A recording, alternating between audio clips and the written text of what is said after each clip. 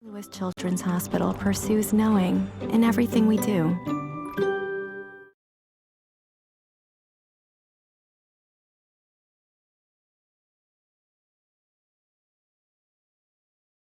Hi, welcome to the Psi Simulation Center. My name is Sam Julian. I'm joined by some of my colleagues here. Hi, I'm Doug Mokel. Hello, I'm Laura Linneman. Hi, I'm Julie Hoffman. Today we're going to perform a double volume exchange transfusion for hyperbilirubinemia. Here we have baby boy Yellow. He came in with hyperbilirubinemia, and we're going to present to you how to go about setting up an exchange transfusion, going through the step-by-step process. So our first thing that we have, we've already put in an umbilical venous line and an umbilical arterial line, and we confirmed placement by radiography. Our next step was to order appropriate volume of blood, which we've done, and I think we have our blood here already. Yes. Wonderful. Okay. So next we're going to do our timeout. This is baby boy Yellow. Date of birth is 9/21/2012. And we're going to do an exchange transfusion for hyperbilirubinemia. Does everybody agree? Yes. I agree. Yes. All right. Perfect. So Laura, we're going to go ahead and check the blood since we've received it. Okay. So we have baby boy Yellow, date of birth 9/21/12, medical record number at 8893977. The blood expires 9/21/2012 at 1800. Okay. And we've got baby boy Yellow here, date of birth 9/21/2012. Medical record number is 8893977. Okay. Okay, Julie, I'm going to read you the donor number. This is 11GN14847, O negative. Okay? Very good. Now that we've received our reconstituted O-negative blood from the blood bank, ideally fresh, less than 5 days old, we need to warm it because it's stored at 4 degrees Celsius. So we're going to use our Ranger warming system, which consists of the fluid warmer itself and 2 different cassettes that can be inserted into the warmer, the pediatric and the adult cassette. We also have our exchange transfusion kit. Sam's now going to open that up and hand it to me sterilely.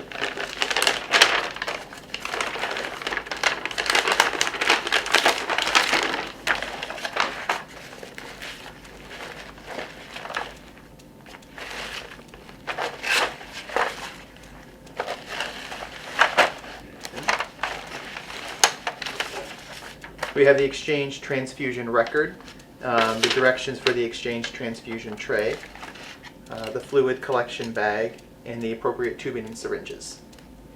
Now that we've opened our exchange transfusion set, let's go ahead and open up the pediatric/neonate cassette and get it prepared.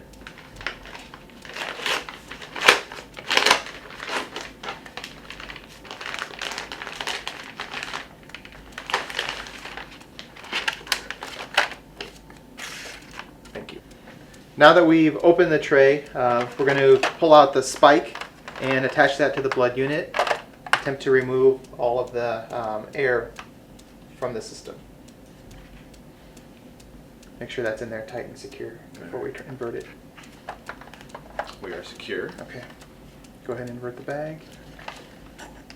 Squeeze the diaphragm and release it. It should fill.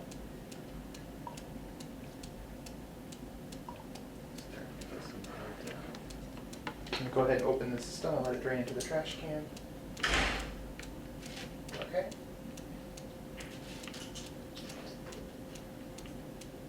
All the bubbles out. I don't see any bubbles. Okay. So we're gonna go ahead and close it back up and hang it here.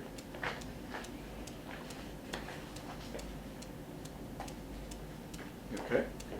I'll hold this for you. Okay. We'll then obtain the cassette. I'm going to go ahead and insert the cassette where it says this side up, all the way into the line where it says insert to here. At this point, I've just broken sterility with my left hand. I'll need to change that glove. At this point, we're going to connect the inlet line to the blood solution set. Invert the bubble trap and prime the system.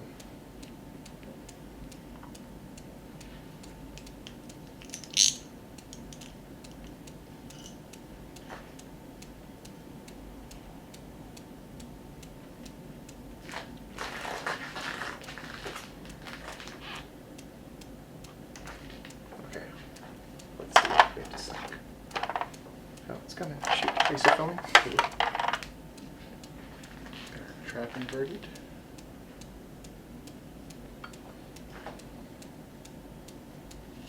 Got my clamp ready for once we've cleared the trap.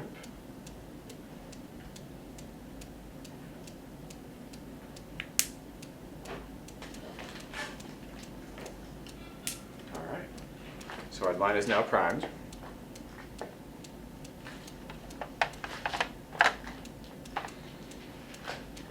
Now that we've completely primed the system, I'm going to insert the bubble trap into the holder and turn the warming unit on. Now that we've got our blood warmer all set up, we've positioned the warmer at the level of the baby on an IV pole, and we've attached our waste bag to the side of the bed.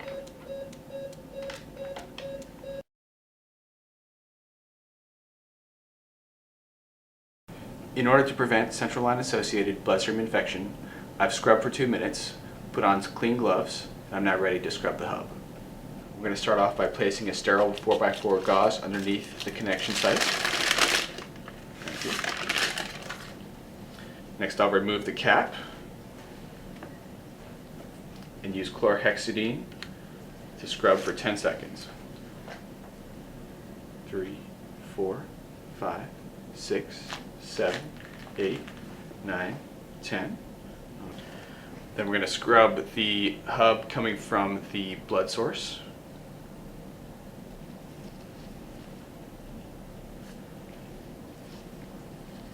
One, 2, 3, 4, 5, 6, 7, 8, 9.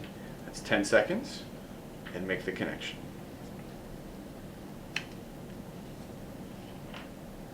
If you happen to have an umbilical venous and arterial line, you can use the 2-line technique to do this procedure. He's now connected by a 3-way stopcock both to the umbilical artery line and to the waist line. Sam, what blood type do we use?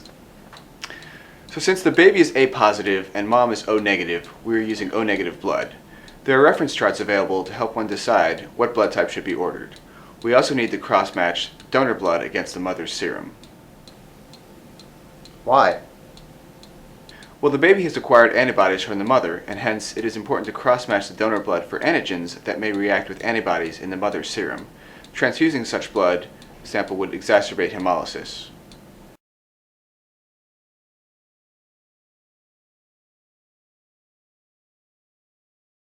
Okay.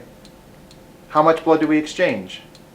So let's see, he weighs 3 kilos, and hence we will exchange 85 mLs times 2, since this is a double volume exchange transfusion, times 3, which is his weight, which is 510 mLs of blood. Since we are removing aliquots of 15 mLs each time, we will need to repeat this 34 times. We need oxygen to keep track of the volume exchanged.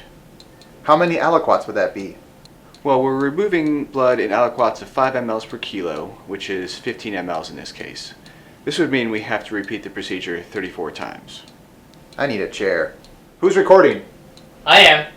Now that we have connected our waste tubing to our umbilical artery stopcock using the scrub the hub technique, we may begin withdrawing our first aliquot of 15 mLs of blood. Turn the stopcock off to the waist and slowly remove 15 mLs.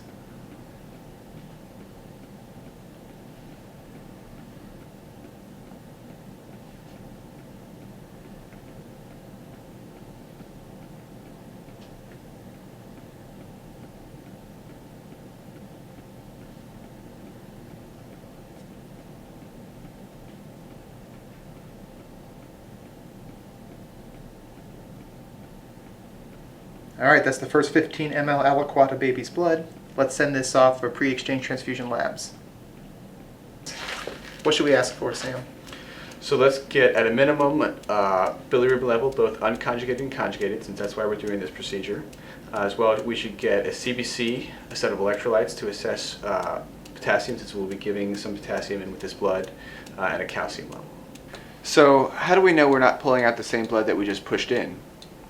The blood is in circulation, and hence if we do the push and pull over 2 to 3 minutes each, we'll hopefully exchange 85% of the original blood and remove bilirubin effectively. Some people prefer to remove an aliquot at the same time that they're giving the aliquot to minimize the hemodynamic effects. That's 15 mLs.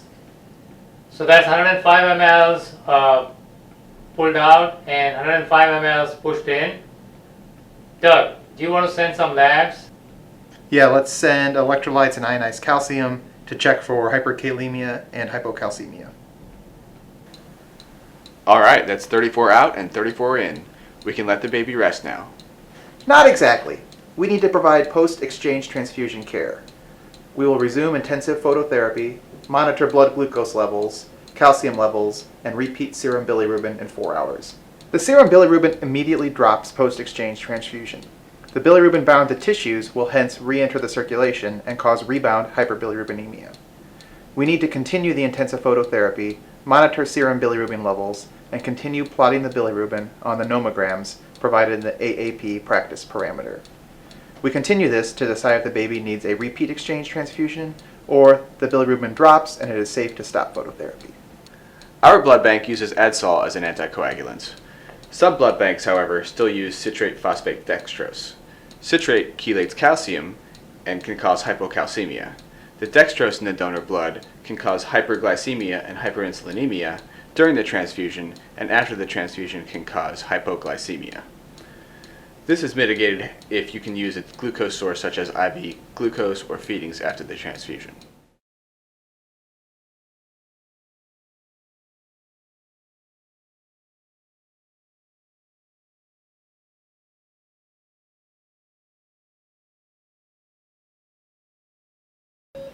Alright, so here we have the end of the baby's umbilical venous line. We have our 4-way stopcock, which works a little bit differently from our traditional stopcock. What we have on a traditional stopcock is the arrow points to where you're off. On the 4-way stopcock, the arrow points to what you're on to. So we'll go ahead, we're still off to the baby. We're going to attach our 4-way stopcock to our 3-way stopcock. The blood in line should go directly across from the baby's UVC. And finally, the outline to the waste bag should go in the other position.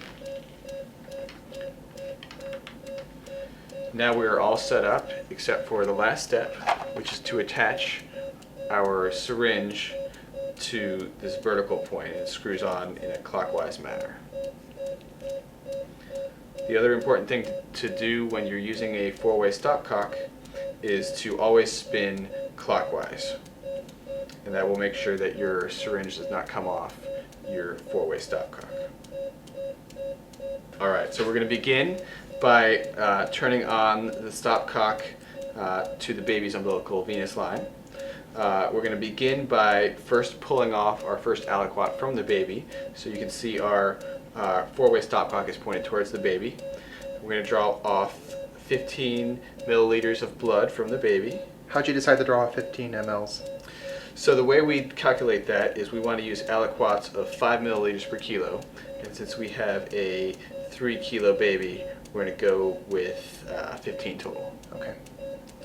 So I've drawn off my 15. Now what I'm going to do is I'm going to turn clockwise my 4-way stopcock, and I'm going to push this blood into the waistline here. Should you invert so the bubbles go up? That's a good idea. Maybe the other way. Everything up there.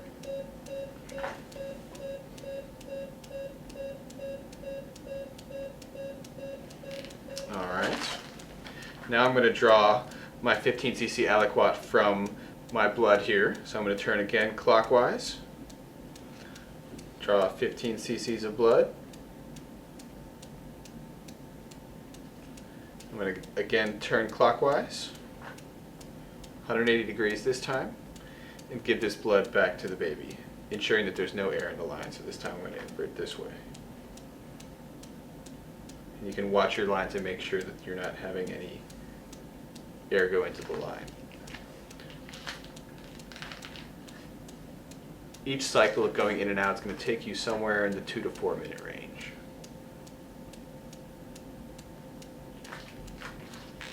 Alright, so now you've given blood to the baby and you're going to repeat the process. You're right here, you're already pushed to the baby. You're going to go ahead, redraw out, and repeat.